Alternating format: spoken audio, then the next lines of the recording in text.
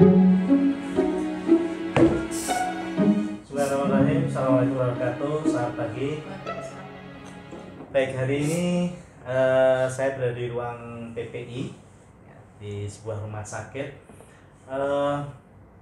Dan akhir-akhir ini kita berbincang mengenai coronavirus COVID-19.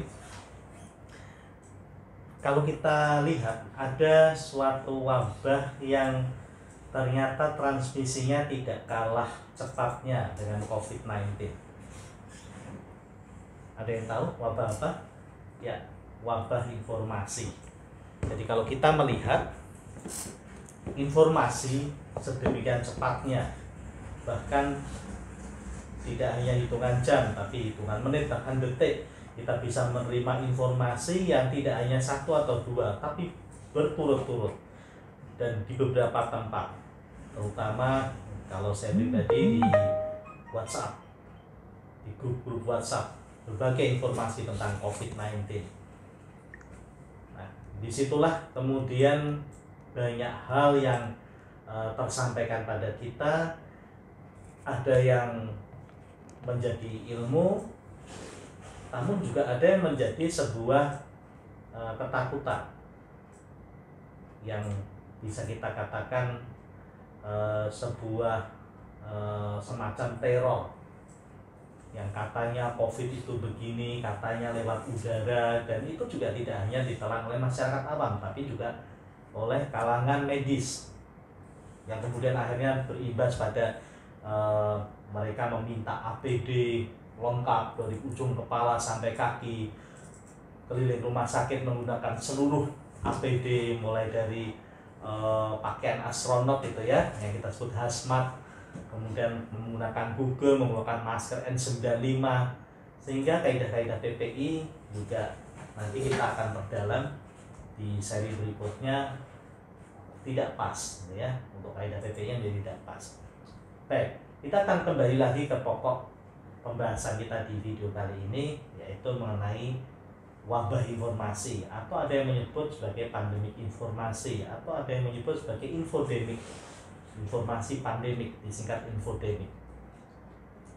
Jadi untuk menangani infodemik ini ada 3 hal yang bisa kita menjadikan semacam filter, yang kita jadikan filter. Jadi kalau ini kebetulan saya merancang sebuah facelift ya, facelift, kemudian saya berikan ini filter di sini. Nah, ini sama, informasi pun harus difilter. Kalau ini untuk memfilter udara, informasi pun harus difilter.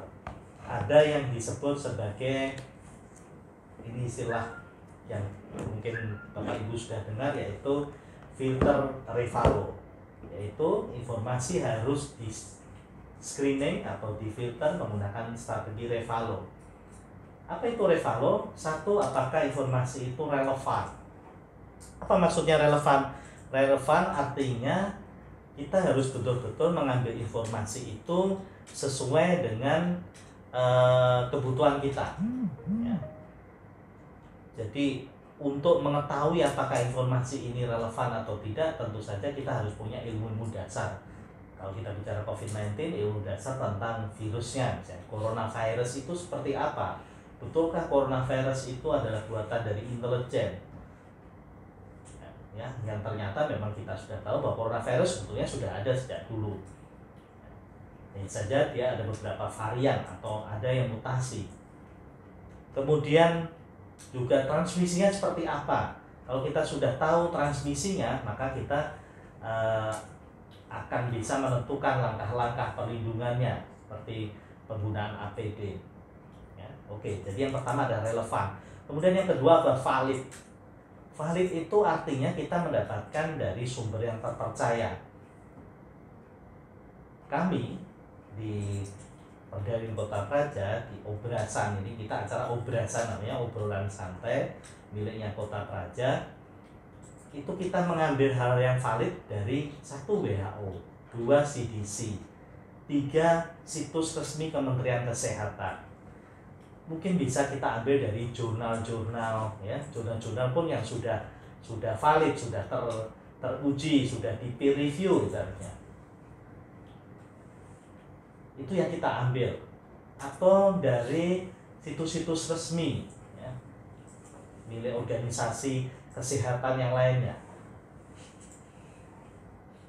bukan milik misalnya website-website yang kita tidak tahu apakah ini valid atau tidak. Nah, sebaiknya itu ditinggalkan. Kemudian yang ketiga adalah logis. Nah, kalau kita bicara logis, kita harus melihat juga tergantung dari strata pendidikan orang, dari tingkat pengetahuannya. Karena logis ini masuk ke dalam ranah pengetahuan atau akal dari orang tersebut. Nah, kalau tiga strategi ini sudah kita terapkan, maka kita akan dengan mudah menyaring informasi, kemudian menelaah, dan akhirnya bisa diterapkan ke dalam langkah-langkah kita terkait dengan COVID-19. Nanti kita akan berlanjut di video berikutnya. Kita akan bicara macam-macam isu, misalnya tentang APD. Perlukah orang berkeliling rumah sakit menggunakan seluruh pakaian astronot? Perlukah seorang petugas puskesmas seperti puskesmas, puskesmas menggunakan pakaian astronot? Kemudian dia berkeliling di rumah sakit atau di puskesmas atau fasilitas layanan kesehatan lainnya. Nanti kita akan lihat tiga hal: relevan, valid, dan logis. Sampai ketemu di video berikutnya. Salam dari kami. Ini adalah rekan-rekan EBCN. Salam Kebasan Kota Raja. Assalamualaikum warahmatullahi wabarakatuh.